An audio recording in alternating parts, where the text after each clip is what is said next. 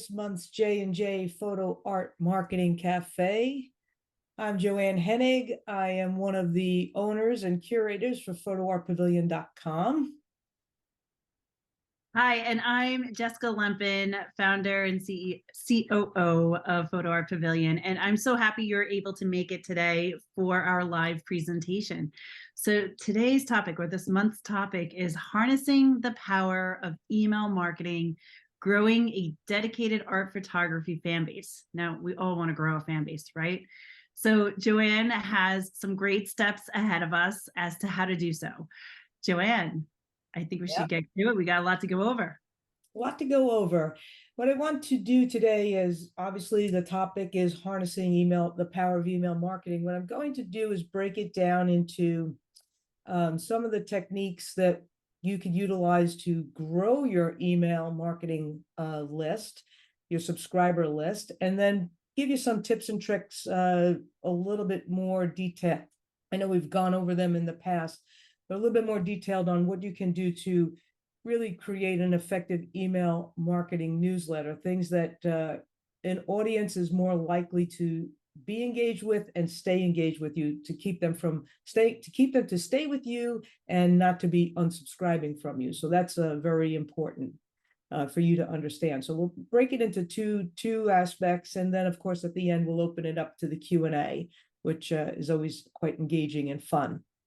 So just to have a quick discussion about this, understanding that in today's digital age, which is what we are all in, art photographers, we find ourselves navigating a landscape that is both a little bit exciting and also a lot challenging along the way. The very essence of our art lies in its ability to evoke emotion. That's what photography does. It's supposed to spark conversations and transcend all different boundaries. However, in a world that is saturated with this visual content and fleeting digital interactions like social media gives us, the task of capturing and retaining an attention of an art enthusiast can be a little bit daunting. And this is what I'm going to try and kind of cut through today and help you guys build a little bit of a confidence behind it, and also to just grow that list.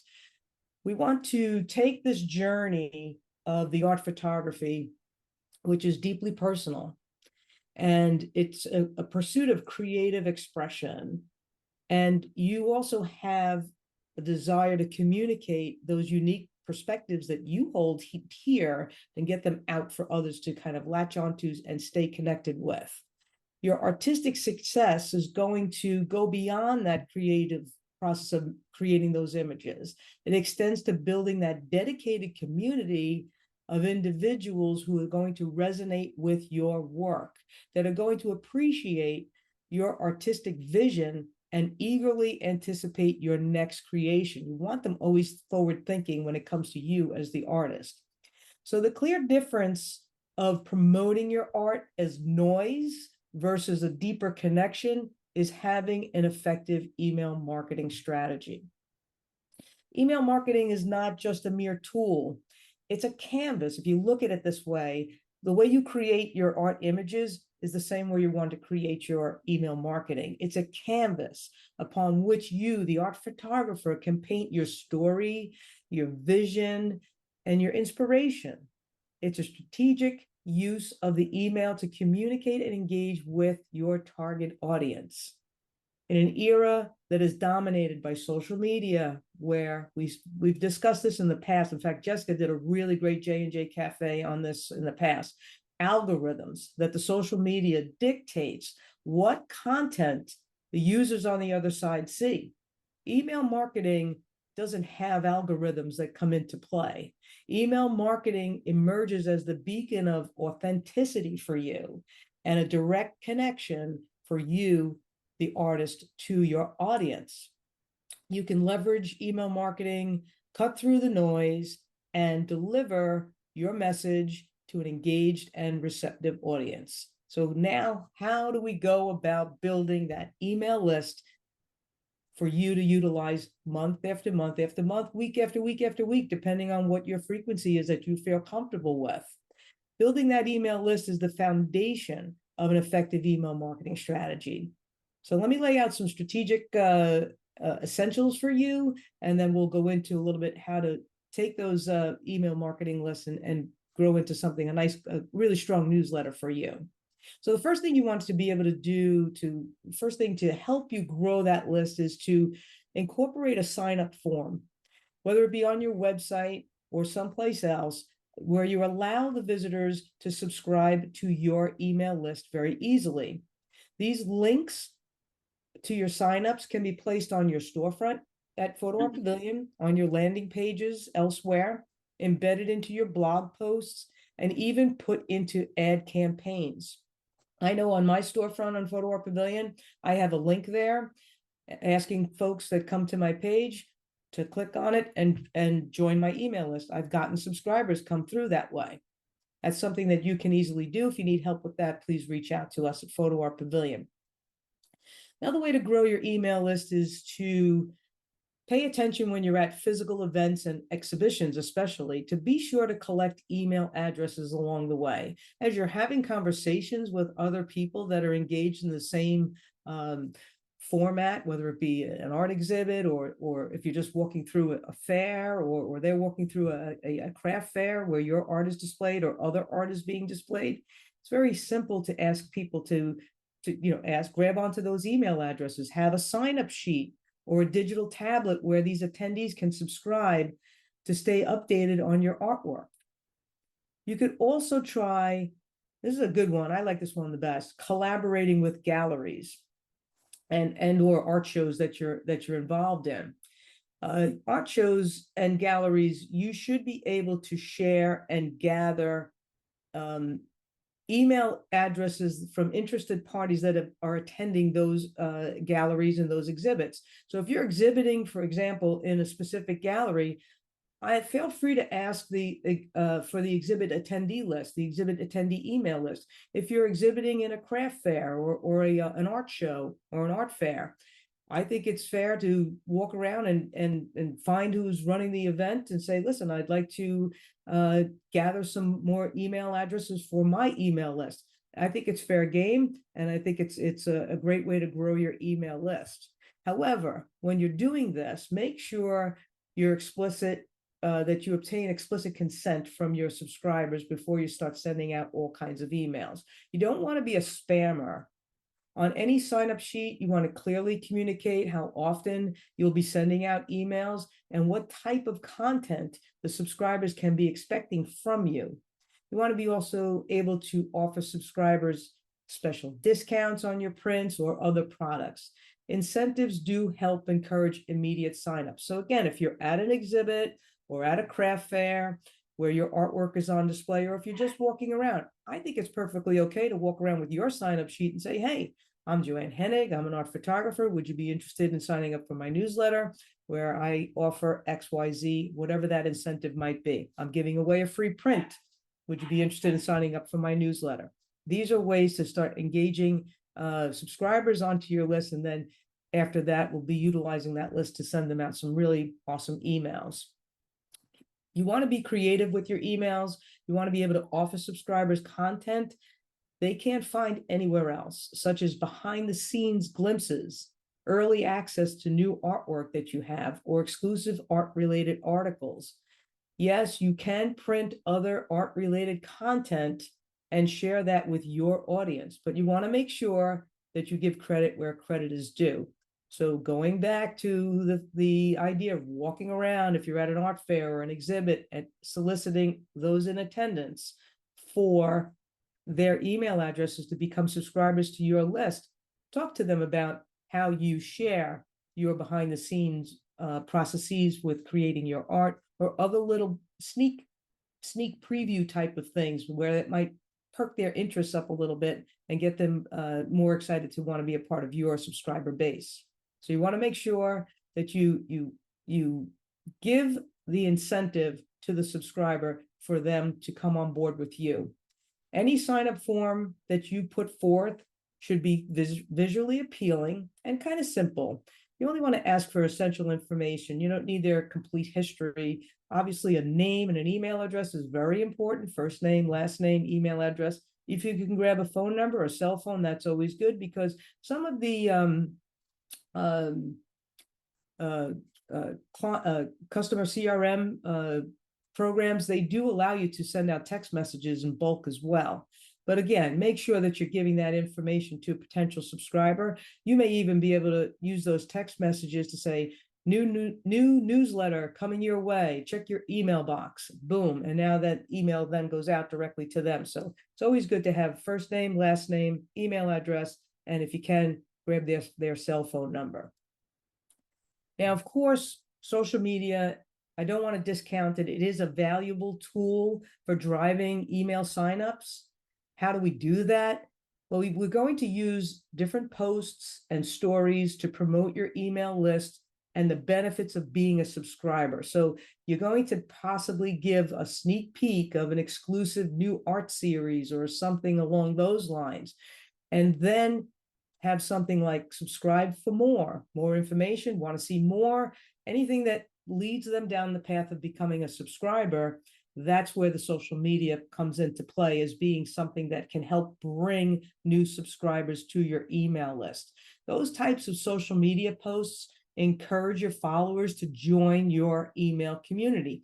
Lots of us have lots of followers in our social media world, but how many of those followers are actually subscribers to our email list? So we want to be creative with our social media posts to, of course, offer the standard fare, if you will. But at the same time, if you could use your social media to pique a curiosity in something that you're able to deliver more detail to the viewer on a different platform, i.e. email, then that's one way to bring in those subscribers over to your email base, email subscription base, I should say. Another way to grow that email list is to collaborate with your fellow artists, photographers, galleries, etc., to cross-promote each other's email lists. So cross-promotion introduces your work to a new audience. The way I've used this in the past is that I would write a newsletter, and a fellow artist or gallery would then send my writings to their email list. Of course, buried into my writings that I have is a button there that says subscribe to my email list. But this email, I'm doing that gallery a favor. I'm saying to them, I'll write your newsletter this month. It's going to have your header on it, your gallery on it. And this email was drafted by Joanne Hennig, fellow artist, blah, blah, blah, blah, blah, with information about perhaps my artwork, or they're featuring my artwork in their gallery, however you want to go about it. But in that email should also be a button that says subscribe to Joanne's email. Subscribe to Joanne's email list to learn more about this fantastic artist. And then flip it around. Flip it around where you're sending out emails promoting the gallery and giving the opportunity for your audience to subscribe to the gallery's email list. That's a great way to grow your email list and to share, because one of the things that I dislike about photographers and artists in general is this competition. We're not in competition with one another. We ought to be collaborating with one another. That's a much better way to go about growing your business and growing your art sales. You want to also, a final point in growing your email list is you really want to curate your email list to make sure that you're removing inactive or disengaged subscribers. A very key point is a smaller engaged email list has much more value than a larger unengaged one. If someone has an email list with 1,000 subscribers to it and they're only getting a 1 or 2% open rate, that stinks. But if you have a list where you have 100 subscribers and you're getting a 20% open rate, that's pretty cool. So you want to be thinking along that line. Keep your list clean, work on it regularly, and you'll definitely see some results coming through from that. So let's talk about, now we've gone through the process of just giving you like 8 or 9 points of how to build your email list. Now what do? Now you're growing your email list, which means you must begin sending out targeted emails on a regular basis. Aha, the tricky part. So we want to be crafting compelling content for our email campaigns. And I look at the actual writing of an email and a newsletter as an art form. It really should be artistic in nature. What you want to do is you want to strike the right balance between showcasing your work and providing a value to your subscribers. It's real important to promote your work, obviously, in your emails, but it's also equally important to provide a value to your subscribers. Now, what's a value? What kind of a value? Well, let's just talk about this balance a little bit. I like to use what I call the 80-20 rule, where roughly 80% of my content in my newsletters is where I provide a lot of value, whether it be educational value, entertainment value, something I read somewhere in the art community that I'd like to share with my audience. And the remaining 20% is more promotional about my work. So if I'm more of a giver than a taker, I'm more likely to have a better result and a more engaged audience on the other side of that email. So an example might be to unveil maybe your creative process behind one of your images, let's say. Describe the process of creating a specific photograph, perhaps include behind the scenes photos or videos showcasing how you're working on creating a new image or a new process. Maybe you want to discuss some challenges that you faced and how you achieved that final result of the image. Or maybe you want to even consider using the power of storytelling, personal anecdotes, etc. These are real powerful tools to help you use that 80-20 rule, where 80% of that newsletter is going to be informative, fun, entertaining, educating, or something a little bit more along the lines than just straight up sales, sales, sales, sales. Because after a while, when your email subscribers get those sales, sales, sales emails, they're going to be like unsubscribe, unsubscribe, unsubscribe. So you want to be careful when it comes down to the type of content that you're crafting inside of those emails. You also want to be keeping your email subscribers from unsubscribing. How to keep them from unsubscribing takes a little bit of effort. So truthfully, the visual content is a cornerstone of art photography, obviously, and it plays a vital role in captivating your email subscribers. But how can you effectively incorporate visual content into your email campaigns? Well, first of all, we want to make sure that we're using high quality images of your artwork to visually engage your recipients. You want to be using a mix of close-ups of your work, full shots, finished pieces, different styles that you may offer your artwork for sale, just to showcase your versatility as an artist. That's very important. You also want to tell a visual story by sharing a series of images that convey a narrative. This could be the progression of a project, the behind the scenes. We keep talking about that. I mentioned that a couple of times, behind the scenes shots. People love to see how you go through your creative process. It's really a lot of fun for folks. And then also the evolution of a specific piece or a photographic series. Like if, let's say you get into creating a series, a lot of photographers about 6 months, a year ago, got into this intentional camera blur. That's really a lot of fun, but maybe you want to showcase to your audience how you did that. You know, first I do this, then I do that, then I do this, then I do that, and then boom, here's my end result. That's a lot of fun for your the email recipients to see how you get into your work. It also shows them that you're dedicated to your craft. I mean, if your audience on the other side thinks you're a point and shoot type of person, and I could do that, show them that they can't do that. They can't do what you do. The only way to show them that is by giving them that behind the scenes look of what you do. Make sure that as you're going through the process of sending out your emails, that you kind of get into a habit of theming up your galleries if you want. You can kind of use theme galleries featuring different genres of your work. Let's say you're all about waterscapes 1 month, and the next month you're all about landscapes, and the next month you're all about trees or florals. I think this is an important way to kind of showcase that you have a wide artistic range, and also that it allows them to explore, your recipient, your subscribers, the different facets of your portfolio. A lot of times we tend to repeat the same social media posts over and over again. Same thing in a newsletter, we kind of get repetitive in what we're doing. Let's kind of give ourselves a little bit of a broader reach. I like to schedule my newsletters basically a year in advance, and I'll kind of pencil in underneath which month I'd like to say, oh, this month I should probably focus on florals, or this month maybe winter scenes. Of course, seasonal images definitely play a role in what I'm showcasing in my newsletters.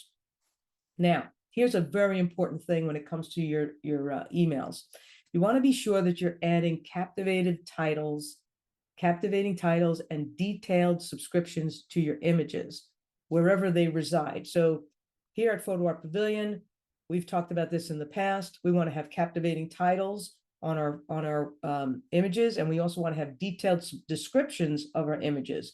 So we want to be able to provide this context or insight into that creative process. It encourages the recipients to engage more deeply in your work. If you could put a little bit more of an effort into your detailing of the descriptions of all of these images that you have, that you're displaying for sale and for others to engage in, the deeper you provide details of the images, the more deeply you're able to engage with the recipient of that email or newsletter, or even that click-through.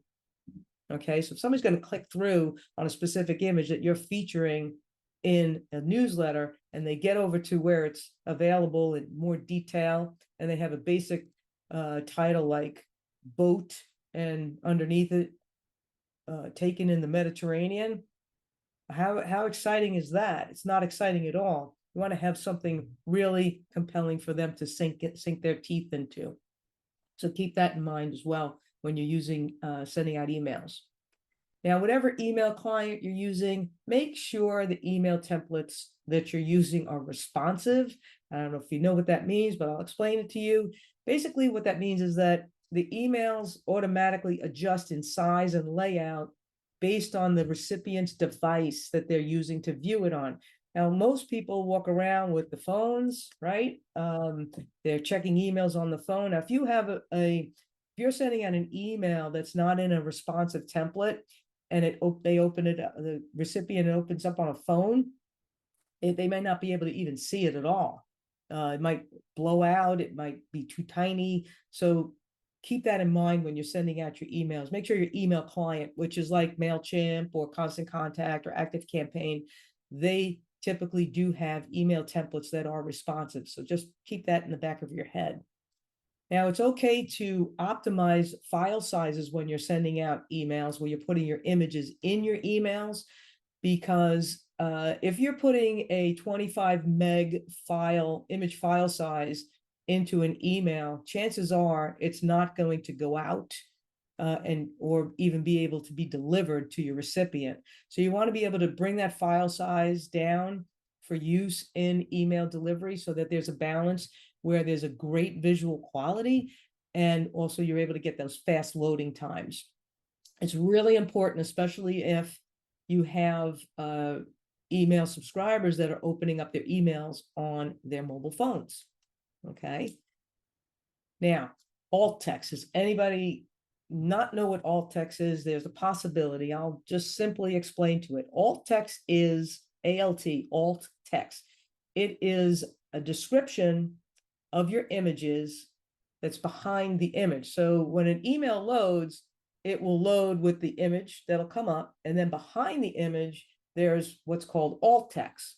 Okay. Now, alt text is not only it aids the visually impaired, first of all. Okay, so you may have visually impaired subscribers, but it also ensures that your message gets across even if the images do not load. Now, we've all had this where you receive an email and then you'll have like that blue dot or something where an image should be, and it's not there for some reason. Maybe the image is too big to come through the email, or some other mishap has gone on, but the alt text is always there. So someone can still come through and read your email and still understand what it is that you were trying to convey, even if that image doesn't load. So that's what the alt text is going to do for you. Now, not only does your email need a subject line, which we know what that is, but it also needs to have a preview text to provide the context for the entire email. So the subject line is the first point of getting a recipient's attention. That's what you see when it's in our inbox, okay? But the preview text is usually what encourages the subscriber to open the email to take to see the visuals that are there in full. So in your email client, when you'll see, I see it when I send out emails using ActiveCampaign. They always ask for a subject line, obviously, but typically the preview text line is if you wanna, you don't have to, but if you want to, you can put it over here. Always do it. Preview text is very, very important with your emails. So as you get into growing your email subscribers and you're sending emails on a regular basis, try testing different visual or image placements to see which ones get more attention and more engagement. Maybe your images are up more towards the top. Maybe they're in columns. Maybe they're in a grid. Maybe there's just one image. When you're sending out your emails, you want to go back and look at, you want to track who opened, what they opened, what did they click on. All of your data and the statistics are there in your email client. So your email client is going to track all of that for you. And why do I say do that? You want to see who's opening your emails on a regular basis, B, who's not opening your emails on a regular basis. And then you also want to see, like, what is it that they're clicking on? Are they clicking on those call to action buttons, which I'm going to talk to you about in a minute? Are they clicking on the pretty pictures? Are they clicking on your logo? What are they clicking on to bring them over to your website? Okay, so I highly recommend that you analyze your data to identify any patterns or any trends that your recipients are utilizing. That gives you more information. The more insights that you have helps you refine your future email content and your future email strategies. And strategy is an important part of what you're doing with your email. So I think that these strategies and these tips will help you effectively engage your email subscribers with visually appealing, which is important because we are artists, optimizing your content, which, we want to be real creative, okay, and ultimately leading to higher open rates, which is very important. And you'll get that data from your email client services that you have. So we want to see if you have, let's say you send out an email and you think it's fantastic and it comes in like a 1-2% open rate. Go back and look at it and see if there's something there that was not visually appealing. Like, okay, let's take that email and let's never use that one again. This one I used last month. This one I had a 20% open rate. Let's work with that one and let's bring that one, repeat that one, but in a different way. You understand what I'm saying there? All right, so let's talk a little bit about call to action. So obviously, in every email, we want to put our beautiful images up there, but we also need to have effective calls to action. Jessica's talked about this in the past when it comes to social media, having those calls to actions. But a call to action in an email is a critical aspect in marketing your art.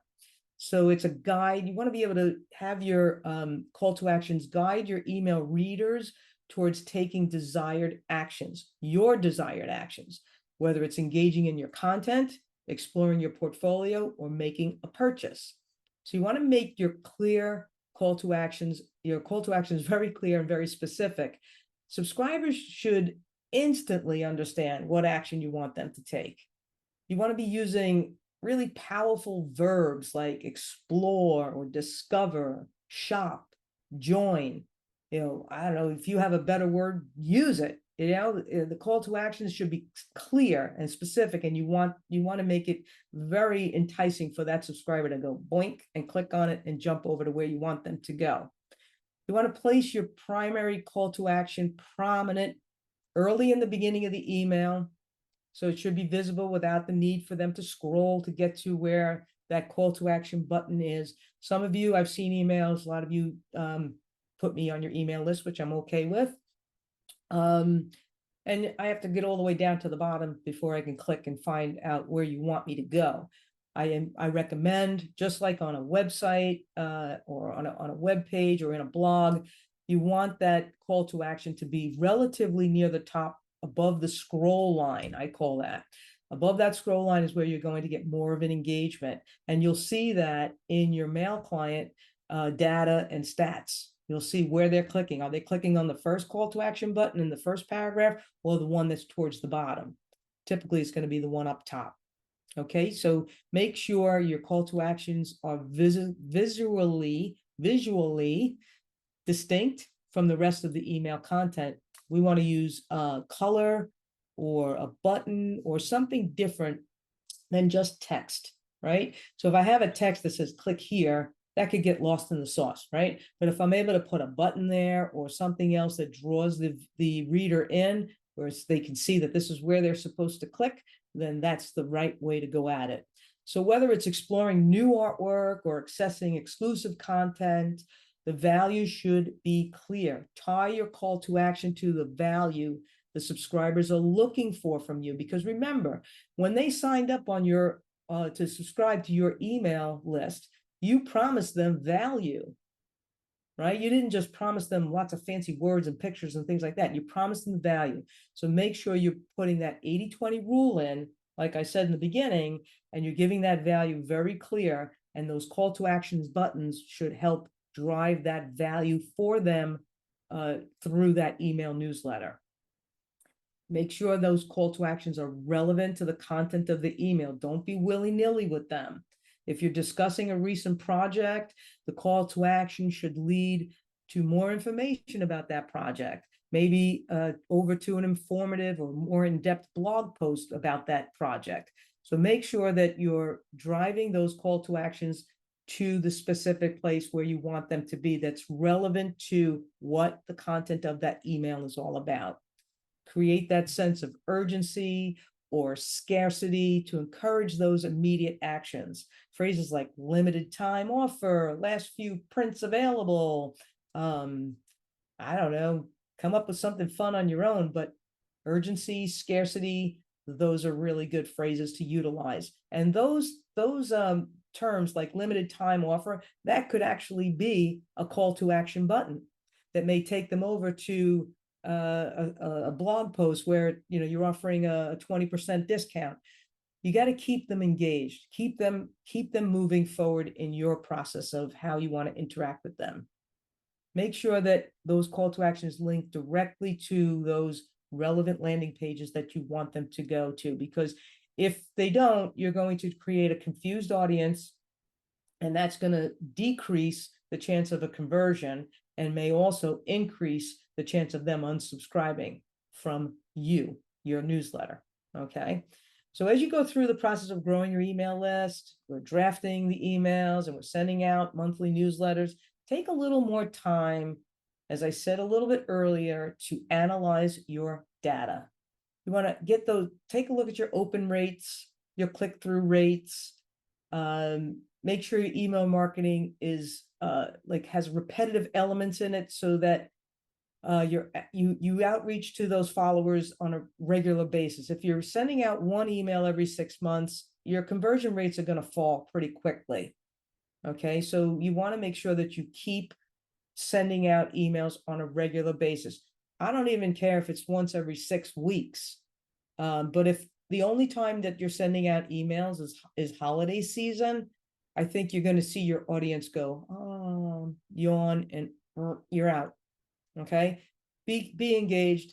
If you're going to go through the process of building your email list, you're going to take the time to create those sign-up forms on your website, gather email addresses from physical events and exhibits.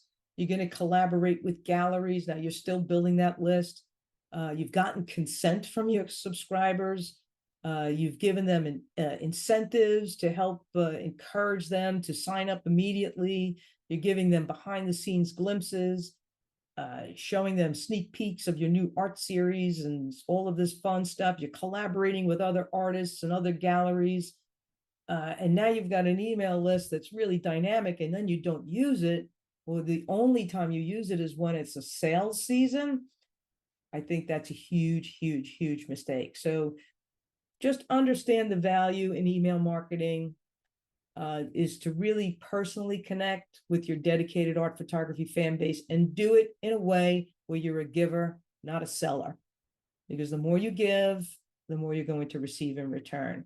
So I encourage you to leverage the power of email marketing in your business, in your art photography business, and I think you'll have some great success going forward from there. So at this point, I really would love to open up the floor. I'd like to give Jessica a chance to comment, and we'll go from there. Yep. Unmute.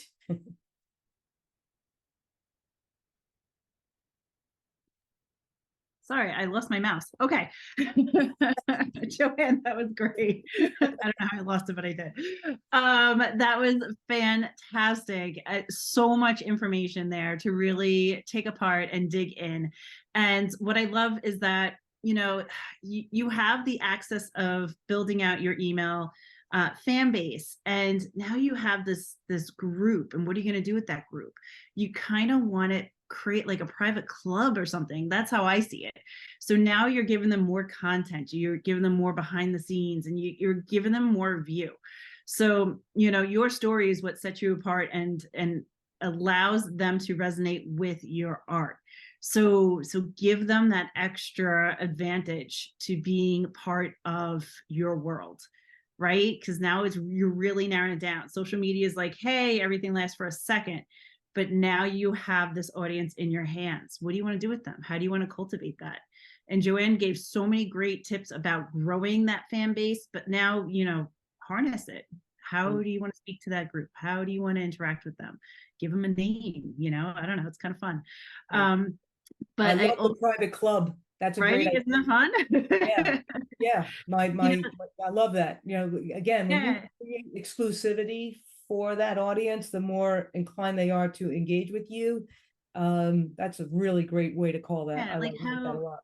adding value, you know, so we all have this ability to tell a story, whether it's horribly you know, a horrible story or a really interesting story. Either way, people connect, and people love to hear the behind the scenes scenarios.